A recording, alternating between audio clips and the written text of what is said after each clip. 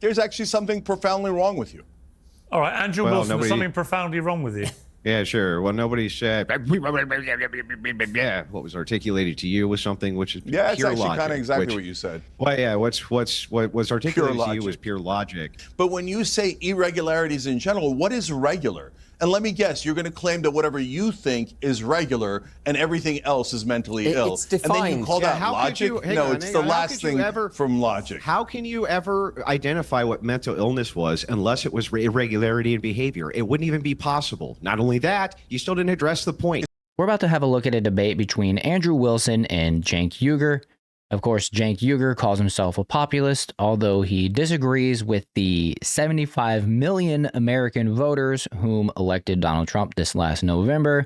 I don't know how a person could be a populist and disagree with that many Americans, that many voting Americans, but whatever. And Andrew Wilson from The Crucible is an excellent debater, and the topic is, of course, the trans agenda, which is an important thing to discuss in light of what happened to Charlie Kirk recently. It's time to stop catering to this mental illness and address it properly. This debate is something that we need to hash out and come to an understanding and some type of agreement. I think it has been well determined by now that this slippery slope has gone too far and it's time to reel it back in. Not only is this debate informative, it's also rather funny, and I think you guys are going to enjoy it. I know I sure did. So let's have a look at this debate between Andrew Wilson and Cenk Uygur. Let me bring Cenk in here. Cenk, we've discussed this issue on and off for a few years now. But what's happened to Graham Linehan here in the UK really disturbs me. It's interesting because, many people in the UK would consider Ben to be right-wing. Some would say he's far-right. I think that's an exaggerated term that's overused. But certainly I would not normally readily agree with somebody who's on the right about what I would consider a liberal issue. But here I do. And that, to me, is the most interesting part of this debate. The woke left have basically lost their minds to the extent that they want us all to sign up to disbelieving in science and biology. Here you've got a comedy writer who's been calling this out for years, now being arrested for clearly comedic. This first one, make a scene, call the cops. If all else fails, punch him in the balls. It's an obvious joke. You might think it's crass. You might not want to laugh. But actually, the point he's making is that biological men should not be in women's spaces. What is your view of what's happened to this guy? J.K. Rowling, who's no friend of Graham Linehan, in fact, has had a pop at him a few times before, said, what the fuck has the UK become? This is totalitarianism, utterly deplorable. Elon Musk calls this he replied to her, it's a police state. What do you think of this? Yeah, so as you know, look, maybe some folks on here disagree with trans activists 95% or 200%. I disagree with them about 5% about professional sports. And nevertheless, I've been attacked just as viciously as anyone on this panel. So I get it, guys. I get that trans activists sometimes drive people away. First of all, they don't represent all trans people. Second of all, the bigger problem to me is the hatred that trans people are getting that is irrational. So this guy, when he does the tweets about the smelling and the homophobia and misogyny and all that stuff, I don't care. Those are just his opinions, and no one should ever be punished for their opinions, even if they're terribly obnoxious, right? When he gets into, hey, if you see a trans person in the wrong place, start screaming about them and maybe physically assault them, that depends on the laws in the UK. But if you're threatening violence like that in general, yeah, it might be something the cops should talk to you about. And having nothing to do with your opinions about trans people or anything else, it's just that you're threatening violence. And then this other guy, the dude with the beard here, okay, so this is a common thing that the extreme right does. Okay, in my mind, there is no such thing as feeling like a woman. And I agree, I don't have that in my mind either. That doesn't mean that other people don't. I don't know why that's such a hard thing for folks to understand. So you weren't born that way, but they were. You think they're just all lying? And why would they be lying?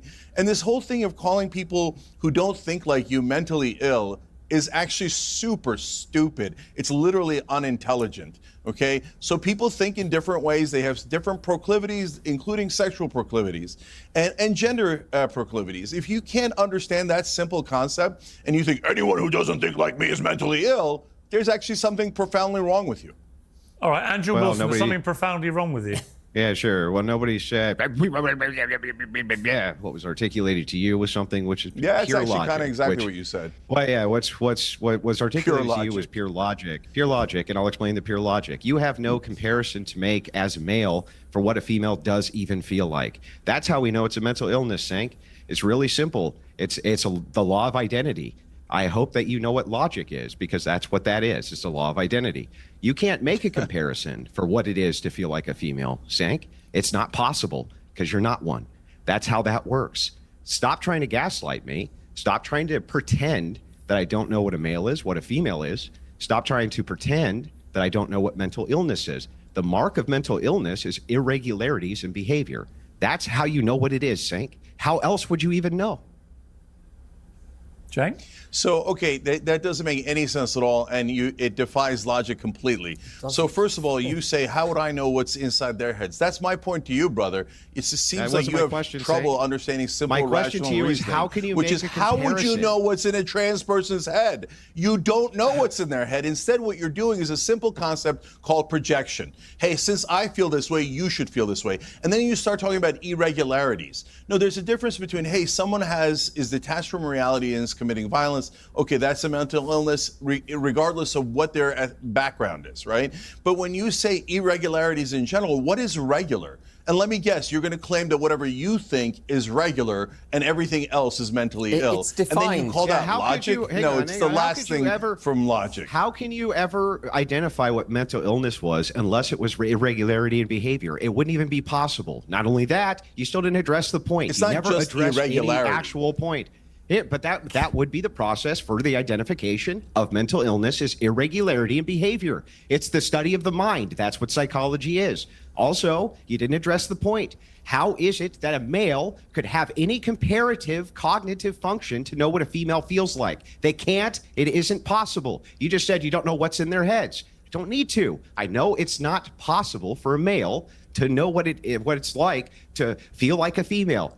It's not a possibility. Okay, Can't so happen. you think all right, every hang male- on. Guys, every male feels perfectly masculine. Check. We're getting. I think we're That getting has slightly. nothing to do with masculine But you get or that that's an feminine, you absurd dork. point. Yeah, but hang on. You dork, you have no idea what you're talking about. All right. You So just there sit is no there. such Logic's thing as not your masculine or forte. feminine. Given that neither of you think No, the other has any actually, idea what logic they're talking is. about, My and logic given is we're Literally drifting- nobody perfect. said anything Guys, about we're drifting. masculine or Literally, feminine. standard Let me testing. time out. I love how Andrew Wilson called him a dork there in the end. It's just so appropriate. And, let me know who you think won this debate. To me, it's extremely obvious that Andrew Wilson won. Just common sense and truth always wins. But regardless, if you enjoyed this video, make sure to leave a comment. Let me know your thoughts. That always helps tell the algorithm that, you enjoyed this video.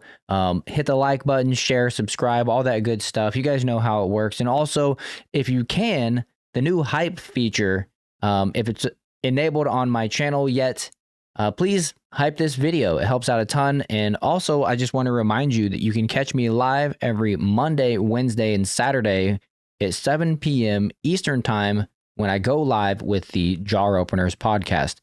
I'd love to see you there.